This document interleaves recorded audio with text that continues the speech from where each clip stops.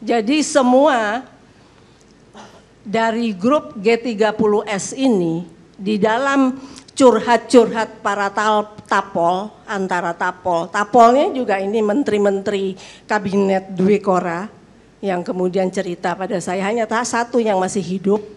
Itu juga cerita semua kelompok G30S itu mereka sangat kecewa karena Soeharto ingkar. Bagi mereka ya jelas kok mereka yang jadinya dilibas, sedangkan mereka membantu itu melakukan aksi untuk awalnya begitu, Bung Karno. Tapi selain dari Kolonel Latif, saya kok belum pernah mendengar ada kesaksian dari yang lain yang seperti Latif katakan.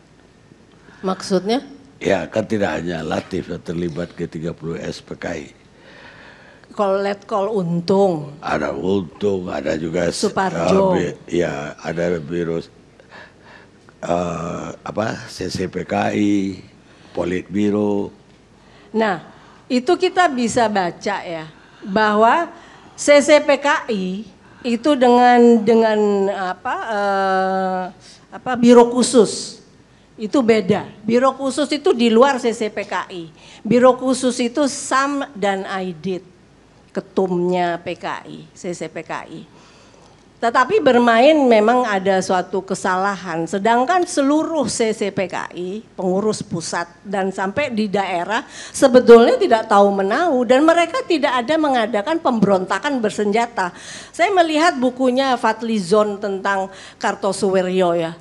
Kita bisa sangat melihat perbedaan zaman Bung Karno dengan zaman Soeharto.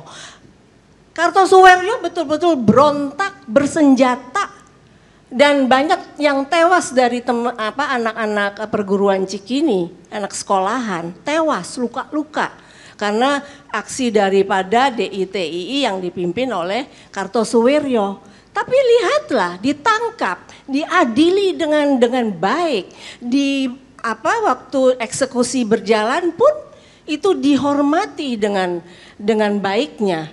Nah ini coba ketumnya PKI yang pada waktu itu ruling partai itu PNI ya, dan PKI mulai meningkat. Itu tidak dibungkam saja, dijedor. Kemudian sekjennya PNI pun dijedor di lapangan. Jadi tidak ada lagi bisa membela diri melalui pengadilan yang benar, hukum yang berlaku dengan benar seperti waktu zamannya Bung Karno bahwa hukum itu betul-betul dijalankan dengan lebih bijak, lebih beradab. Mungkin saya sedikit tanggapi boleh? Boleh.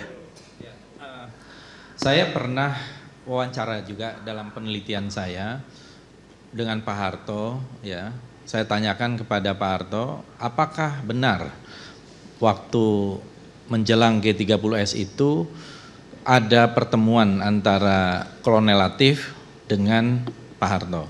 Itu di rumah sakit ya, waktu Tommy Soeharto waktu itu sakit masih kecil. Itu jawabannya Pak Harto itu jelas, tidak pernah ada pertemuan.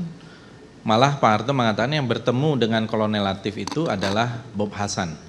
Ya, katanya silakan tanya kepada Bob Hasan, orangnya masih hidup juga. Iyalah Bung Fadli, itu kelitnya namanya Soeharto yang hanya berani bermain di belakang layar. Tapi boleh Bu Sukma ya, ini karena untuk sejarah ya, kita berdiskusi tentang satu sejarah.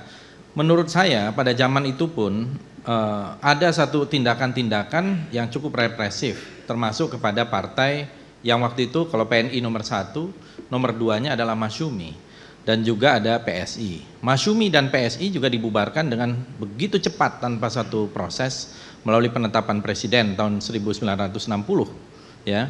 Kemudian banyak tokoh-tokoh yang ditangkap, tokoh-tokoh pejuang juga, termasuk Buya Hamka 2,5 tahun tanpa melalui satu proses pengadilan.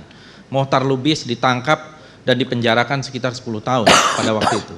Ada Kasman Singodimedjo, kemudian ada Prawoto Mangkusasmito. Ya, dan ini sejarah, fakta sejarah ketika itu. Artinya kalau kita mau mencari titik lemah dan titik ini, Orde Lama pasti ada kelemahannya, Orde Baru juga ada kelemahannya. Tadi saya udah bahas tentang itu, ya. Bukan hanya AMKA, yang senama dengan saya pun masuk penjara, namanya Soekarni. Iya, udah saya bahas tadi. Pak AM Fatwa. Terima kasih Bung Karni. Silakan Pak Assalamualaikum Fatwa sebagai warahmatullahi wabarakatuh. orang yang pernah dipenjarakan di masa Presiden Soeharto. Ya, Saya masih sebenarnya ingat bukan sekedar keluar masuk penjara, tetapi keluar masuk rumah sakit. ya, Karena dan juga sempat dibacok di Jalan Sabang kalau saya nggak ya, salah. karena disiksa. Tetapi begini Bung Karni, itu semua adalah catatan masa lalu. Yang penting itu hari esok bagi bangsa dan negara kita. Maaf, saya kembali dulu kepada Bung Karno. Saya seorang pengagum Bung Karno sejak masih sekolah dasar. Tetapi saya juga pernah dibuang Bung Karno ke Sukabumi, ke Surakarta, Karanganyar, Tawamangu selama 6 bulan. Ketika saya masih mahasiswa sebagai aktivis intra dan ekstra universitas. Itu saya mengikuti Hamka Kasman ke Sukabumi itu. Tetapi ketika 2012 ada inisiatif dari Pak Taufik Kimas untuk mempahlawankan Bung Karno secara perorangan, bukan sekedar pahlawan proklamator Soekarno-Hatta, saya ikut dalam panitia itu bersama Jimli Asidiki. Dan Kasman sendiri yang pernah dipenjara lama oleh Bung Karno, beliau mengantar jenazahnya ke Blitar. Maka ketika Pak Harto juga sakit di Pertamina, rumah sakit Pertamina, saya datang dan beliau menerima saya dengan senyum, lalu saya juga refleks mencium keningnya. Dan ketika wafatnya, saya mengantar jenazahnya juga ke Mangadek.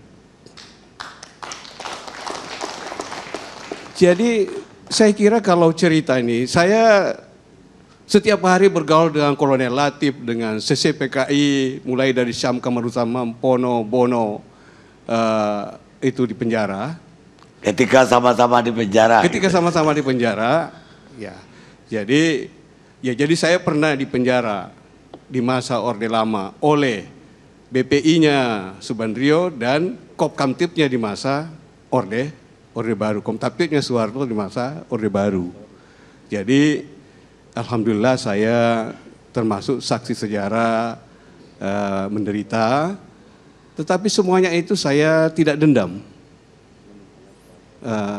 Jadi saya ingin mengajak bangsa ini, mari kita berdamai dengan sejarah, berdamai dengan masa lalu.